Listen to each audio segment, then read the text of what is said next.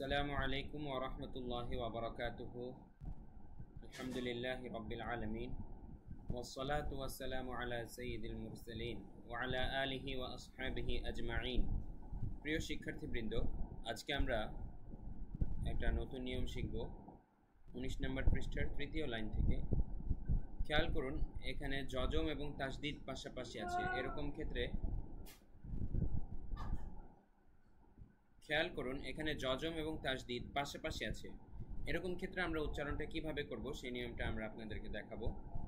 মনে রাখবেন, এরকম যখন থাকবে যজম, তাসিন কথা না কথা না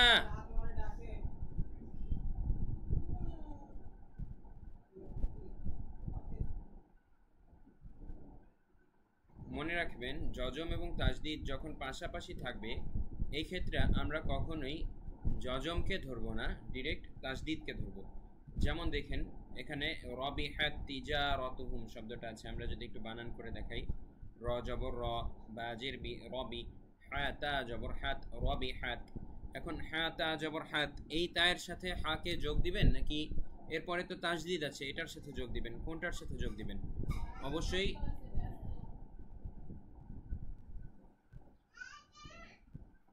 একটু সব ধরনের সাউন্ড অফ করো প্লিজ, ভিডিওর মধ্যে বারবার কাইটা যেতেছে।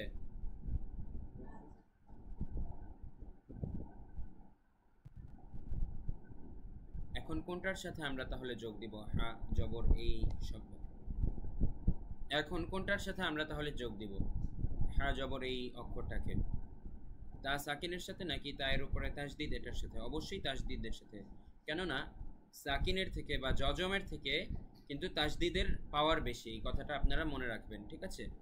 তাসদিদ দ্বিত্ব করে, দুইবার উচ্চারণ করায়, আর যজম তো শুধু থামায়।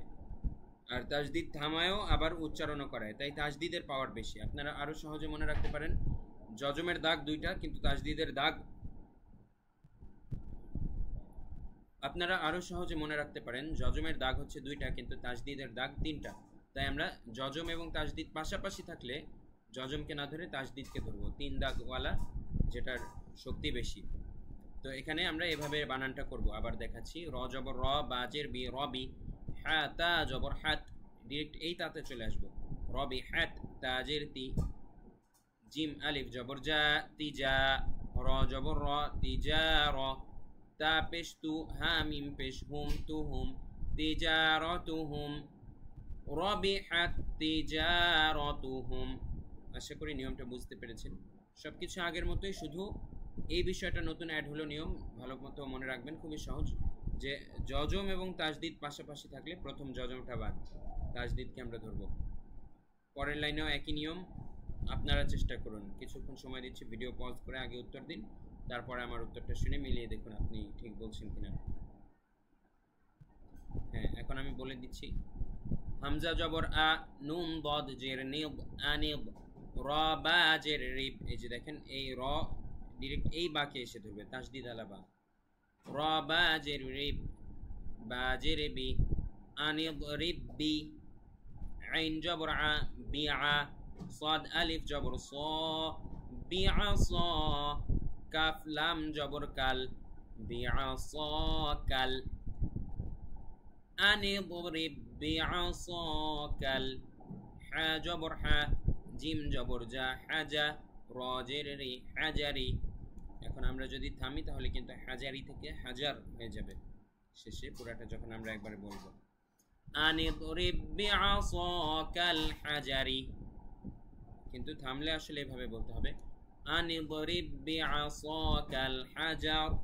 একটু আগে যে হাজারি বলেছিলাম, বানান করে পড়ার সময় আমরা শুধু হাজারি বলতে পারি, কিন্তু যখন পুরো বাক্য একসাথে বলবো তাহলে কিন্তু হাজারি বলতে পারবো না, আমাদের হাজার বলতে হবে। যেহেতু আমরা থামছি, থামলে শেষ অক্ষরকে সাকিন করে ফেলতে হবে। নিয়মটা আবারও আপনাদেরকে মনে করিয়ে দিলাম, আনিদরিব বিআসাকাল হাজার। এবারে এই শব্দটা আপনারা চেষ্টা করুন, ওয়াও জবর ওয়া, কফ আলিফ জবর অ, সাউন্ড হচ্ছে কিসের? আমার রুমে রাখো তো বাবা, বাবুকে।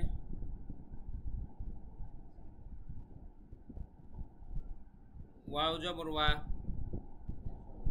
কাট হবে। এবারে এই শব্দটি আপনারা চেষ্টা করুন। হ্যাঁ, এখন আমি বলে দিচ্ছি। ওয়াও জবর ওয়া, কফ আলিফ জবর ক, লাম ক জবর লাফ। দেখেন লাম এসে ক কে ধরবে, তাসদীদকে ধরবে। ওয়া ক্বালাত, ত আলিফ জবর ত, হামজা জের ই, ত ই, ফা জবর ফা, তা দুই পেশতুন, ফাতুন, ত ই ফাতুন। ওয়াকালাত তাইফা। ঠিক আছে, আমরা যখন মনে রাখবেন, আবারও মনে করিয়ে দিচ্ছি নিয়মটা। গোলতায়ের মধ্যে আমরা যদি ওয়াকফ করে থামি শেষে, তাহলে কিন্তু গোলতাটা হা সাকিন হয়ে যাবে। ঠিক আছে, এটা হা হয়ে যাবে এবং সাকিন হয়ে যাবে। তাইফা এভাবে।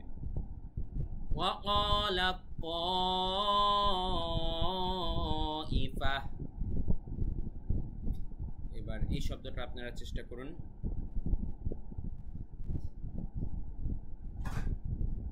হ্যাঁ, আমি এখন বলে দিচ্ছি।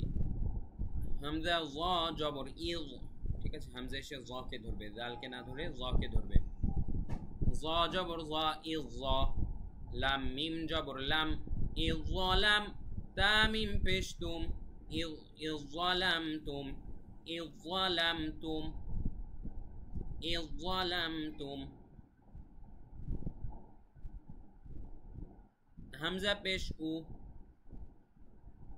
আচ্ছা, একটু কাটাবো। এবার আপনারা এটা চেষ্টা করুন। হামজা পেশ উ, জিম ইয়া জের জি, উজি, বাতা জবর বাত, উজি বাত। দেখুন, আমি কিন্তু ইচ্ছা করে এটা বললাম, কেননা নর্মালি বানান করার সময় আমরা কিন্তু উজি বাত করতাম, কিন্তু দেখেন উজি বাত কিন্তু বলা যাবে না, বলতে হবে উজি বাদ।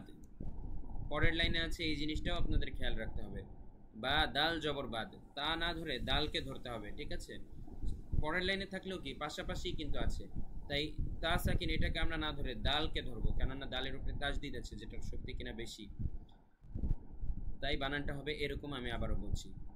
হামজা পেশ উ, জিম ইয়া জের জি, উজি, বা দাল জবর বাদ, উজি বাদ, দাল আইন জবর দা, ওয়াও জবর ওয়া, দা ওয়া, তা পেশ তু, কাফ পেশ কু, তুকু, মিম আলিফ জবর মা, তুকুমা, দাওয়াতুকুমা, উজিবাদ দাওয়াতুকুমা,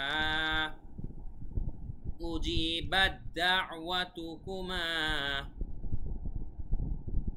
প্রিয় শিক্ষার্থীবৃন্দ, এখন আমরা আরেকটা নতুন নিয়ম শিখব। মনে আছে কি?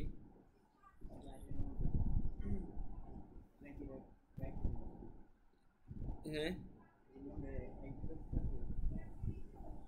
ভিডিও কতক্ষণ হয়েছে? ভিডিওর লেন্থ তাহলে থাক, বন্ধ করে আবার আরেকটা ভিডিও। তাহলে কিছু বলে শেষ করি নাকি?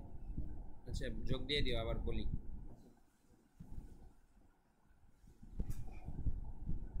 প্রিয় শিক্ষার্থীবৃন্দ, এর পরের লাইনে আমরা আরেকটা নিয়ম শিখব। এই পর্যন্ত প্রিয় শিক্ষার্থীবৃন্দ, এর পরের লাইনগুলোতে আমরা আরও নতুন নিয়ম শিখব ইনশাআল্লাহ। তো এই নিয়মটা এই পর্যন্তই ছিল। খুবই সহজ একটা নিয়ম, আপনারা মনে রাখবেন। জাস্ট নিয়মটার সারসংক্ষেপ হচ্ছে এই: যজম এবং তাসদিদ পাশাপাশি থাকলে আমরা যজমকে না ধরে তাসদিদকে ধরবো, কেননা তাসদিদের শক্তি বেশি। এতটুকু মনে রাখলে একেবারেই সহজ আপনাদের জন্য। সবাইকে অনেক ধন্যবাদ। ওয়ামা তৌফিক ইল্লা বিল্লাহ। আসসালামু আলাইকুম ওয়া রাহমাতুল্লাহ।